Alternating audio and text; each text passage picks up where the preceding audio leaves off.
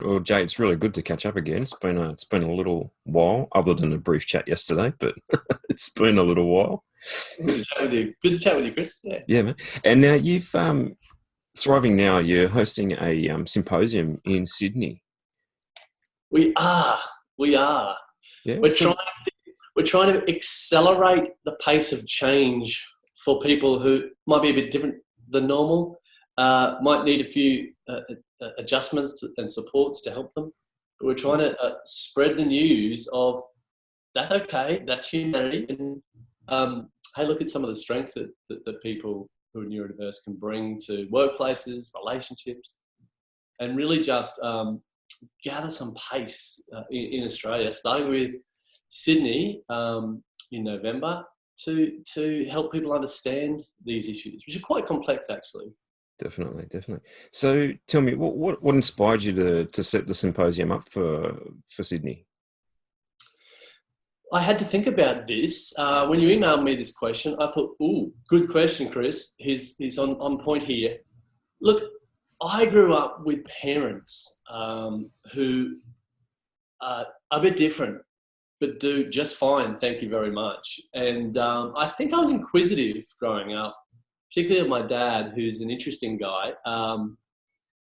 Well, best dad around, but he's a bit different from other people. He's an energetic guy. He's very opinionated, very caring, and doesn't care much for chit chat. So I had to understand what that was about. And so in my early years, I sort of saw through some of those things. We could see more than others, an individual who's a bit like that, and some of their characteristics.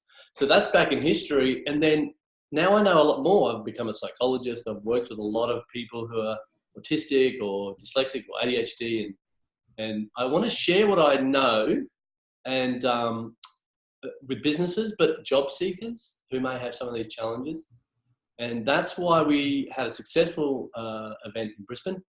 And now we're going to Sydney to continue the sort of movement, I suppose. So that's the long answer, Chris. But we just had such a great response from Brisbane. So many dyslexic, ADHD and autistic people speaking. It's such a positive response. We want to take that to Sydney. Sounds awesome. And so, who do you have in mind for the symposium? Like, who's it really geared towards? Because it sounds like there's kind of two key audiences here. Yes, indeed. I would like employers. I was working with some employers recently, talking about developing a program, and one of the guys on the floor of this big retailer said, "Look, I just need someone who can do the job, fit in with the team." They were the two things, and I really think that's pretty good. Some people will be better than others about that. But employers need to know, don't be afraid. This is all this means. And here are some of the strengths that may fit your organisation that some individuals have with these conditions. So I also really want dyslexia and ADHD to be recognised a bit more. Funny that, because I have both of those conditions. But I'm also just Jay, and I have strengths, I have weaknesses, and if you can support the weaknesses, as for me as an employee, you're going to get the strengths, which are pretty good. So there's the employee, and then there's the job seeker. And some job seekers have trundled through work, some neurodiverse job seekers, or unemployment, and not really faced the challenges. I think people are becoming better at look at the strengths, and that's great. But sometimes we also need to look where we don't want to look, which are the challenges. And we can see people having the same sorts of things happening in their careers, whether it be autistic people being misunderstood as far as communication is concerned, or ADHD people who are, perhaps need some help with organisation. And if they don't ask and they don't get it, look out, because it's going to cause a big problem. Or dyslexic people, perhaps it's writing, perhaps it's organisation. And so people fall into the patterns and sometimes then move on from one job to another and don't fix those issues. And if they fix the issues and face them. So, Chris, to answer your question, employers, I want them to know more, understand more, and even more than that, do something about it. try and find somebody who's neurodiverse to fit into your organization, whether it's a small startup company or a big organization. And then job seekers, look into your challenges. And then once you've supported those challenges, guess what? You're left with the strengths. And that's going to be really good for you. And it's a hard journey. Not everyone's up to doing it. Opening the closet and looking inside there to see what's there. Those who do will benefit hugely from it. Yeah, that self-reflection piece is a little bit challenging for everybody, I think. So definitely. So you did mention there's going to be a number of speakers on the day. Who have we got lined up and what are we going to be talking about? Yeah, so we've got lots of neurodivergent people with different neurology or a bit different. So we've got a wonderful ex-lawyer called Rachel, and she is an adult with autism and ADHD. She's highly intelligent, and she's talking about ADHD and the struggles, but how she's overcome them and is overcoming them. We've got Rachel. We've got Judy Singer, the mother of the term neurodiversity. Kind of like, guys, this is humanity. We're all a bit different, some more so than others. And why don't we, rather than look at a deficit, why don't we just look at those differences and accept them, I suppose. Yeah. Judy Singer is going to be fantastic. She's little known. She's a local Sydney-sider, but she's not that well known in Australia. We do that ourselves, don't we? We ship out our successes and they become big successes around the world. Judy Singer is going to be great. Rachel is going to be fantastic. We have a dyslexic man called Will Wheeler, and he's he's a Sydney-sider, talking about his experiences coaching professionals who are dyslexic as well in Sydney and around the world. Clay Lewis. Clay Lewis started a bin cleaning business from year 12, I think it was, and it's taken off as a huge success. He's an autistic young man, and he's even started employing his schoolmates. He actually comes around, and I try to support his business and to support him to do some marketing, communicate with his customers. Clay Lewis and his mum Laura, they're coming to talk. Who else? We've got a whole bunch of business people. Andrew from IBM. We've got Mike from Exceptional. We've got some great startups. Cheryl from Blue Chili. So we've got those business people and those neurodiverse speakers as well. We're going to try and make it a really interactive session. So we've got a whole bunch of fantastic people talking and looking forward to it. I'm talking as well. I'll be talking about neurodiversity and probably my own personal journey, but even more interesting perhaps is how you would do it if you're not IBM, if you're not Hewlett-Packard or National Australia Bank. How would you employ somebody who has some of these challenges, and what are the things to look out for? That's what I'll be focusing on, Chris. Yeah, that sounds like a really good topic, Jay. I think there's probably a lot of people out there that aren't the size of NAB and IBM who'd like to do something and potentially already have people in their teams already. And just maybe looking for that, a few clues around how they could better support them. So I think that sounds like an awesome topic to cover. I love talking with people who don't know anything about these labels, because they say, well, hang on, so autism, so they're not very good socially? Is that it? And it really forces you to try and articulate it clearly. Such a complex set of challenges with all of the neurodiverse conditions. How do you communicate that clearly? And I think that's actually a really positive thing. So help to do the job and help to fit in. They're going to be a good thing. And if you can help somebody do that, then I think it can become pretty easy. You just need the right people helping you.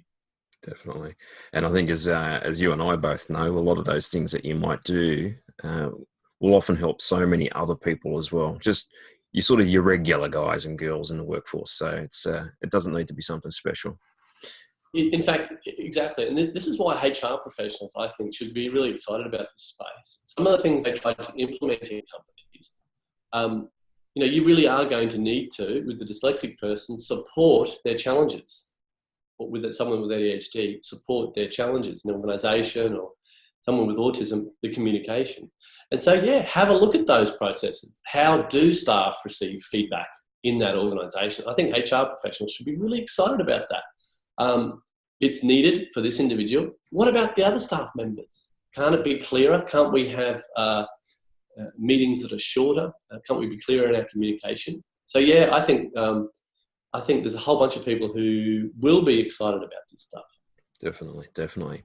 Now, talking about excitement, what's the most exciting part of the day for you? What are you most excited about for the session? I like two things.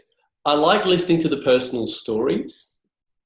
It's just amazing. And when you start to tear up that you can relate, even if it's not something that you actually have to deal with yourself. It's good to hear the person's story. But probably above all, I'm excited that some people may well get jobs. We're working with a company called Auticon, great European company who employ autistic IT consultants.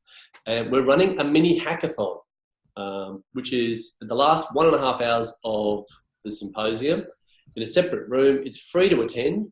We're having a hackathon, a little competition. 3 tasks. Show us what you can do. And some of the prizes are going to the next step of the process in hiring someone. So I'm excited that someone might actually get a job that might not otherwise from the event. Because I do love hearing stories. I love networking, talking to business leaders and sharing our knowledge. But surely someone has to get an opportunity for this to be worthwhile. Right? Yeah. So really that's the most important thing, I think, that we're acting on this as well as talking about it. Yeah, definitely. Sounds like a good goal. Yeah, so if people could take one thing away from the day, what would you hope that would be? The next step in learning more. For employers, the next step in learning more about how to employ 1 or 2 or 10 people who are neurodiverse that might fit their organisation. The next step for an individual, I've got a diagnosis, but I have never really reflected on my challenges. So what are the next steps for them? Or, that dyslexia sounded awfully familiar. What do I do to help understand that about myself? So yeah, really it's the next steps, going further, helping people to understand what that is. Now that could be contacting me to help them create a program. It could be contacting you, Chris. I know you have training services in Melbourne and other states. But what are the next steps for that organisation to do something, to act? That's what I want. Definitely. Awesome. Now, I know we've been talking about the symposium, but I'm kind of curious. Have you given any thoughts to what's coming next after that? Have you got any other big plans that you've got on the radar? Yes, I'm planning. Okay.